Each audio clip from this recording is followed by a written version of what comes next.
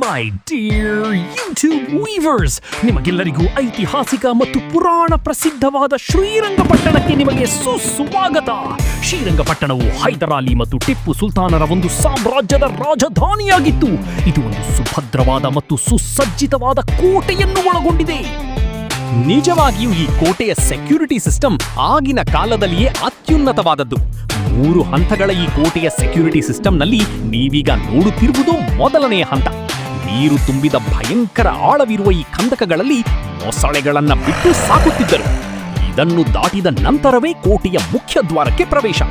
ಮುಖ್ಯ ದ್ವಾರವು ನೋಡಲು ಅಂದವಾಗಿ ಮತ್ತು ಚಂದವಾಗಿ ಕಲ್ಲಿನ ದೊಡ್ಡ ದೊಡ್ಡ ಬಂಡೆಗಳಿಂದ ಕಟ್ಟಲಾಗಿತ್ತು. ಈ ಮುಖ್ಯ ದ್ವಾರವನ್ನ ದಾಟಲು ಸುಭದ್ರವಾದ ಶಸ್ತ್ರ ಸಜ್ಜಿತ ಕಾವಲುಗಾರರಿರುತ್ತಿದ್ದರು. ದಕ್ಷಿಣ ಭಾರತದಲ್ಲಿ ಕೋಟೆಗಳಿಗೆ ಹೆಸರು ಅದು ಚಿತ್ರದುರ್ಗದ ಕಲ್ಲಿನ ಕೋಟೆ.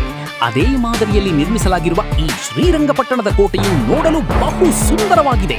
ಬಹು ಸುಂದರವಾದ ಆಕರ್ಷಕವಾದ ಹೆಬ್ಬಾಗಿಲುಗಳು ನಿಮ್ಮ ಮನಸ್ಸನ್ನು ಸೂರೆಗೊಳ್ಳುತ್ತವೆ. ಇದರ ವಾಸ್ತುಶಿಲ್ಪದ ವೈಶಿಷ್ಟ್ಯವೇ ಆಗಿದೆ. ಶ್ರೀರಂಗಪಟ್ಟಣ ಒಂದು ದ್ವೀಪ, ಸುತ್ತಲೂ ಕಾವೇರಿ ನದಿಯು ಹರಿಯುತ್ತದೆ. ಈ ಕೋಟೆಯ ನಿರ್ಮಾತೃಗಳಾದ ಹೈದರಾಲಿ ಮತ್ತು ಟಿಪ್ಪು ಸುಲ್ತಾನರ ದೂರದೃಷ್ಟಿ ಮತ್ತು ಸುಭದ್ರ ಕೋಟೆ ವಾಸ್ತುಶಿಲ್ಪ ಇಂದಿಗೂ ನಮಗೆ ನೋಡಲು ಸಿಗುತ್ತದೆ.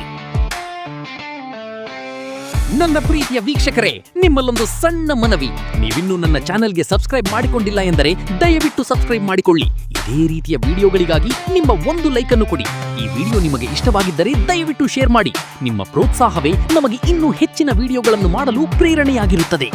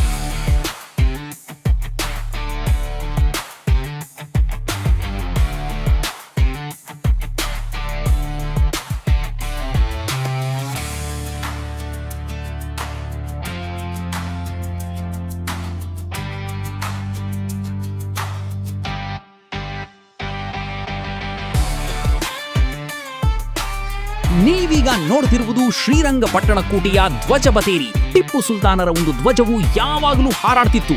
ಟಿಪ್ಪುವಿನ ಮರಣದ ನಂತರ ಇದರ ಮೇಲೆ ಬ್ರಿಟಿಷರ ಧ್ವಜವು ಹಾರಾಡಿದೆ. ಸ್ವತಂತ್ರದ ನಂತರ ಮೊಟ್ಟ ಮೊದಲ ಬಾರಿಗೆ ದಕ್ಷಿಣ ಭಾರತದಲ್ಲಿ ತ್ರಿವರ್ಣ ಧ್ವಜವನ್ನ ಆರಿಸಿದ್ದು ಇದೇ ಧ್ವಜ ಬತೇರಿಯಲ್ಲಿ. ಇದರ ಮೇಲೆ ನಿಂತುಕೊಂಡರೆ ಇಡೀ ಶ್ರೀರಂಗಪಟ್ಟಣವು ಸುಂದರವಾಗಿ ಕಾಣುತ್ತದೆ. ಶ್ರೀರಂಗಪಟ್ಟಣವೆಂದರೆ ಬರೀ ಶ್ರೀರಂಗನ ದೇವಸ್ಥಾನ ಅಲ್ಲ, ಇವುಗಳನ್ನು ಸಹ ನೀವು ನೋಡಿ. ಧನ್ಯವಾದಗಳು.